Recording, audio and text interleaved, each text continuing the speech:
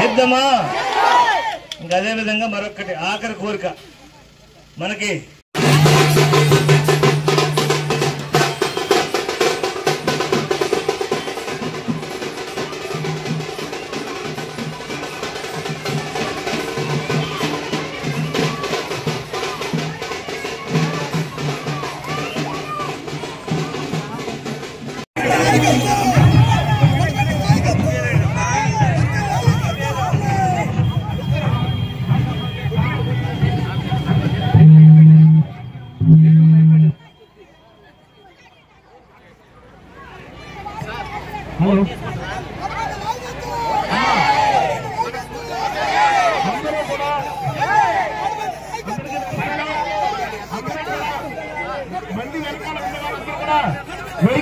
తూర్పాటి వరలక్ష్మి గారు, మీ ఎంపీపీ గారు గేదెల శ్రీనివాస్ గారు, అదేవిధంగా మండల వైఎస్ఆర్ కాంగ్రెస్ పార్టీ అధ్యక్షులు గుమ్మడి సత్యనారాయణ గారు, ఇంకా వారితో పాటు మిగతా మండలాల నుంచి చాలా మంది పెద్దలు వచ్చారు.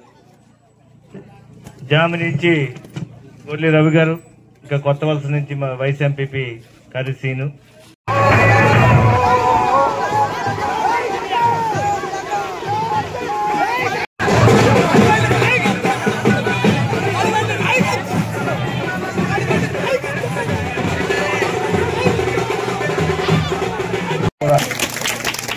సో ఇలాంటి మంచి పరిపాలన అందిస్తున్న జగన్మోహన్ రెడ్డి గారిని మీరందరూ గెలిపించాలా లేదా?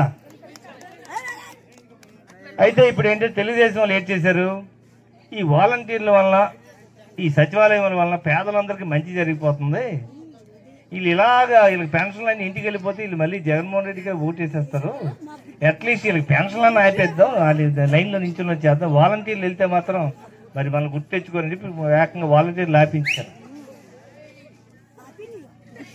సో ఇక్కడ ఉన్న మీరు అందరూ ఒక్కసారి లోతుగా ఆలోచించండి.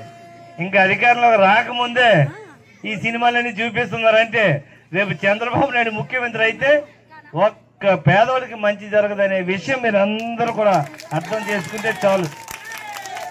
మీ పక్కన ఉన్న కుటుంబాలందరికీ చెప్పండి, ఈరోజు ఇన్ని పథకాలు వచ్చాయంటే జగన్మోహన్ రెడ్డి గారి వల్లనే. ఇంత మంచి ముఖ్యమంత్రి మళ్ళీ మళ్ళీ మీరు గెలిపించుకుంటారని మీ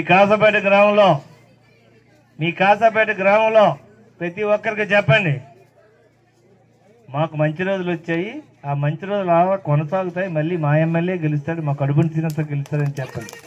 ఈరోజు ఇంత మంచి కార్యక్రమానికి వచ్చిన మీకు అందరికీ మరొకసారి ధన్యవాదాలు తెలియ